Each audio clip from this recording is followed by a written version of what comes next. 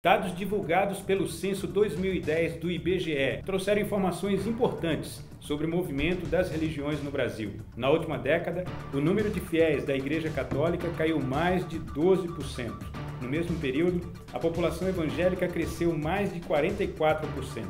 Para falar sobre esse momento especial da diversidade religiosa no Brasil, nós vamos conversar com o pastor Siloé Almeida, pastor e jornalista, líder da Igreja Adventista na região central de São Paulo, e com o pastor Oliveiros Ferreira, presidente da Associação Paulista Central, a sede adventista nessa região do estado de São Paulo. Pastor Oliveiros, quero começar com o senhor. Como é que o senhor observa esse momento da religião no Brasil? Bom, Heron, isso mostra que a população brasileira é uma população muito dinâmica e é uma população muito reativa. Ela reage às impressões, como todo ser humano, mas o Brasil, por ser um país emergente em todos os sentidos, a sua economia, agora nós temos uma nova sociedade emergente também, pessoas de classe chamada classe D, mudando para C, da C para B. A gente percebe que há um movimento, um dinamismo muito grande em todos os setores da nossa sociedade brasileira. Isso mostra o seguinte, a igreja evangélica, ou seja, o cristianismo, na maneira que começou a ser visto a partir do século XVI, da Reforma Protestante, enfatiza muito digamos assim, a busca individual. Enfatiza muito a independência do indivíduo, a responsabilidade do indivíduo perante Deus, perante a revelação de Deus, por exemplo, a Bíblia. Então, ele se considera muito responsável pela sua escolha pessoal. Isso mostra que a pregação da Bíblia, como os evangélicos têm feito aqui no Brasil, tem tido assim uma abrangência muito grande, tem tido não só uma receptividade, mas tem sido um alcance extraordinário. E a resposta da população tem sido muito grande, porque esse índice tem demonstrado o crescimento desse setor, desta seção evangélica.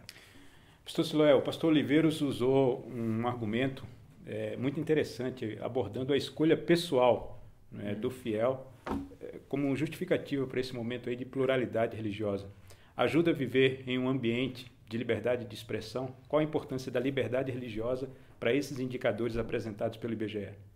A liberdade religiosa prepara o ambiente, prepara as circunstâncias, né? Então, o brasileiro, né, o cidadão brasileiro, quando ele vive a plenitude da sua cidadania, ele sabe que ele tem liberdade de escolha, liberdade de consciência. Então, diante de uma proposta, diante de uma novidade bíblica, ou filosófica, ou doutrinária, ele vai, pesquisa, estuda e toma essa decisão livremente. O cidadão pode escolher a sua religião. E é o que está acontecendo, né? E a gente tem até que tomar em conta o seguinte, que a própria Igreja Católica, que aí está sendo comparada com a Igreja Evangélica, né? Nesse senso, né? Evangélicos ou igrejas evangélicas e Igreja Católica, a própria Igreja Católica, ultimamente no Brasil e no mundo, mas especialmente no Brasil, quando se trata de assunto de liberdade religiosa, ela defende também. Isso ajuda para criar as condições de escolha. E o brasileiro está escolhendo.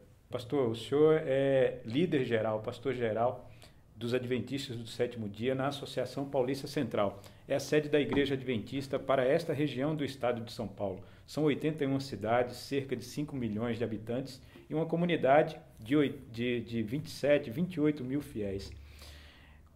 De que forma, pastor, os dados dessa pesquisa e essa percepção que a gente pôde esclarecer aqui nessa entrevista, de que o brasileiro está aberto para uma nova experiência religiosa, de que forma isso pode ser traduzido como uma oportunidade para a igreja apresentar uma mensagem de esperança nesta região do estado de São Paulo?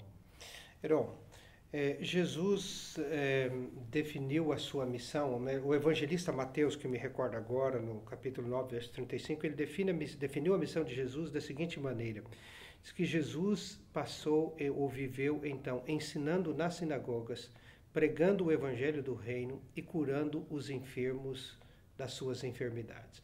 A gente observa, então, essas três áreas, três aspectos do ministério de uma pessoa, da pessoa de Jesus Cristo: o ensino, a pregação, a cura. A Igreja Adventista do Sétimo Dia crê nessa abordagem, no cumprimento da missão de maneira integral e plena, como Jesus o fazia. Eu acho que todas as oportunidades são importantes, mas o nosso objetivo em pregar o Evangelho não é simplesmente transmitir informação sobre Jesus Cristo, sobre a Bíblia, sobre o céu para as pessoas. Não é questão de fazer propaganda religiosa, mas nós devemos focalizar aquilo que Jesus fez. Educar, porque a educação e a redenção são sinônimos. A educação tem por objetivo restaurar no homem a imagem perdida de Deus na humanidade. Os valores da moral, do respeito, da honestidade, enfim, aquilo que a Bíblia chama de virtudes do Espírito Santo.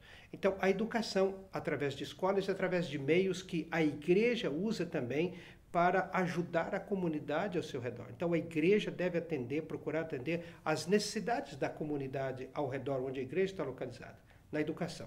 Pregação do Evangelho é a pregação em si da Bíblia, do Evangelho, das profecias de Nosso Senhor e Salvador Jesus Cristo. E curando. Claro, nós cremos em milagres, nós cremos na oração intercessora, quando intercede por alguém, para que cure o milagre, mas também mantendo os hospitais, clínicas de todas as formas e até cursos de saúde, porque a questão da cura é muito importante a gente entender a cura também do aspecto preventivo. Então, a igreja tem uma mensagem de saúde, que é o cuidado com o corpo, o cuidado na alimentação, a questão do trabalho, a questão do repouso, a questão do exercício físico, a questão da alimentação equilibrada e correta. Isso que Jesus fez. Então a Bíblia diz que ele passou ensinando, pregando e curando. A igreja deve seguir esses 3 aspectos da pregação. E quando nós fazemos isto, confiando na direção, no poder de Deus, nós estamos fazendo, o Evangelho faz diferença na vida das pessoas que escutam o Evangelho, que aceitam a Jesus.